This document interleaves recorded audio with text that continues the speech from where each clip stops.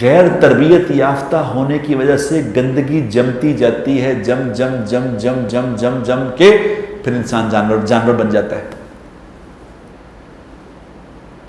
اگر کوئی اس کو صاف کر دے، صاف کر دے، کوئی سمجھانے والا میسر آ جائے، یہ کیوں یہ پہلے تصوف کا زمانہ تھا نا، تو تصوف میں کیوں مرشد بناتے تھے، پیر بناتے تھے، مرشد کیوں، کیا کرتے تھے مرشد، کیوں پیر پکڑتے تھے؟ وہ اسی لیے کہ وہ مرشد پیر جو تھے وہ صفائی کر کے اوپر کا گند اتار کے نیچے سے ہیرا نکالتے تھے۔ وقت تو زمانے میں کوئی مرشد شاید ہی کوئی اویلیبل، شاید ہی کوئی ہو، اللہ ہی جانے، میں نے تو کوئی نہیں دیکھا، ایک دو دیکھے تھے وہ دنیا سے چلے گئے۔ اس وقت تو سارا مال 2 نمبر ہی ہے، اللہ ماشاء اللہ۔ انسان کو انسان بنانے کی بڑی زبردست محنت ہے، اگر محنت کر لو تو پھر یہ کمال ہے، پھر یہ فرشتوں سے بھی آگے نکل جاتا ہے۔ پھر تبھی تو اللہ نے کہا تھا فرشتوں کا سجدہ کرو، اس کو سجدہ کرو۔ اب اپنے ایمان سے بتاؤ، جس انسان کو فرشتے سجدہ کر رہے ہیں وہ یہ ہے؟ یہ نہیں، یہ انسان ہوتے ہو؟ وہ انسان ہوتے ہیں کہ جن کی آنکھ میں حیا ہوتی ہے، جن کی زبان پہ سچائی ہوتی ہے، جن کے کان حرام سے پاک ہوتے ہیں، جن کا دل اللہ کی یاد سے جڑا ہوا ہوتا ہے، جن کے سامنے ہر وقت آخرت ہوتی ہے، جن کے سامنے ہر وقت آخرت ہوتی ہے، وہ دنیا کی کسی کی بھی چیز کے بارے میں کبھی آخرت کا سودا نہیں کرتے۔ کسی نے بڑی خوبصورت مثال دی تھی، انہوں نے کہا صحابہ میں اور ہم میں یہ فرق ہے، صحابہ میں اور ہم میں یہ فرق ہے کہ صحابہ کے دل میں اللہ تھا، آخرت تھی، اللہ اور آخرت دل میں تھے، دنیا ہاتھ میں تھی۔ جہاں آخرت پہ چوٹ پڑتی تھی دنیا کی وجہ سے، وہ دنیا پھینک دیتے تھے، اور ہمارے دل میں دنیا ہے، دین اور اللہ ہاتھ میں ہے۔ ہمارے دنیا پہ چوٹ پڑتی ہے تو فوراً دین اور اللہ کو پڑے پھینک دیتے ہیں۔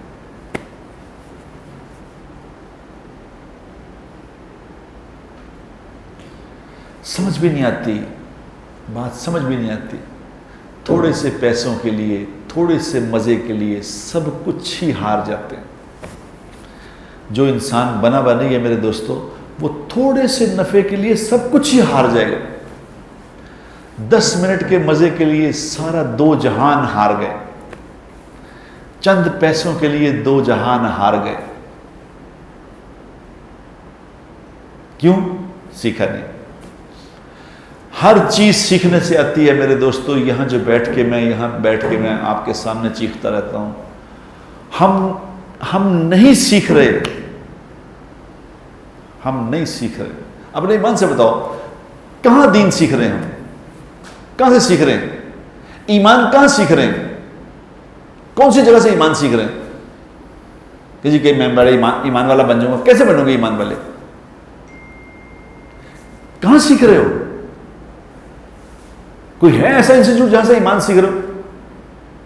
خراد کا کام سیکھنے والے، خراد کا کام بچوں کو چھوڑا، ہوٹلوں پہ بچوں کو چھوڑا، یہ ہوٹلوں کا کام سیکھ رہے ہیں، درزیوں کا کام سیکھ رہے ہیں، ڈاکٹر بن رہے ہیں، یہ سارے کام سیکھ رہے ہیں۔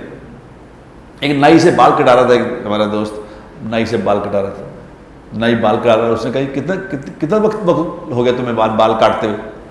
اس نے کہا مجھے، میرا خیال ہے کہ 3-4 سال ہو گئے۔ انہوں نے کہا اب تو تم کاریگر بن گئے ہو گئے۔ انہوں نے کہا لے 4 سال سے کوئی بال کٹنا سیکھ رہا ہے؟ بال کاٹنے سیکھنے کے لیے تو عمریں لگ جاتی ہیں۔ انہوں نے کہا ظالمہ، بال کاٹنے سیکھنے عمریں لگ جاتی ہیں، تو بتاؤ ایمان کہاں سے سیکھ رہے ہو؟ ایمان سیکھنے کے لیے کیا چیز چاہیے؟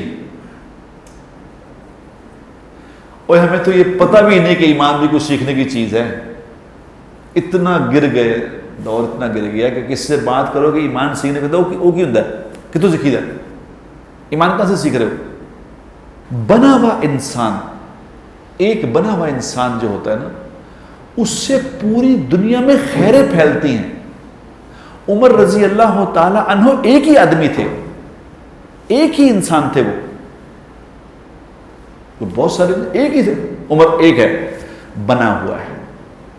جو بن گیا اس کو نبی کیا کہہ رہے ہیں؟ اس کو جناب رسول صلی اللہ علیہ وسلم کہ نبی کہہ رہے ہیں کہ اگر میرے بعد کوئی نبی ہوتا تو یہ عمر تھا۔